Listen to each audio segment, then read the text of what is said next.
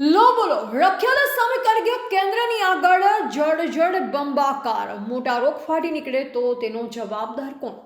પ્રાપ્ત માહિતી અનુસાર ગાંધીનગર જિલ્લાના દહેગામ તાલુકાના રખિયાલ ગામ સ્વચ્છ ગુજરાત સ્વસ્થ રખિયાલના નાળાના ઉચ્ચાર સામે રખિયાલ સામૂહિક આરોગ્ય કેન્દ્રની આગળ ગંદકીનું સામ્રાજ્ય જોવા મળી રહ્યું છે.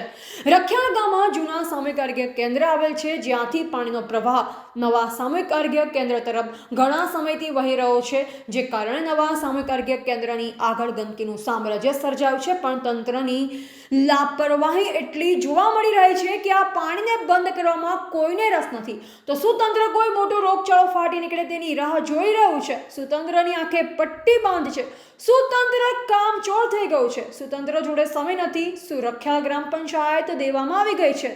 સામૂહિક આરોગ્ય કેન્દ્રની આગળ આટલી ગંદકી જોવા મળી રહી છે તો ગામની અંદરની ગંદકી કોઈ નવાઈની વાત નથી. આ સમાચાર જોઈ કમેન્ટ કરવાનું ભૂલશો નહીં. રિપોર્ટર ગીતાબેન બારોટ, ગાંધીનગર.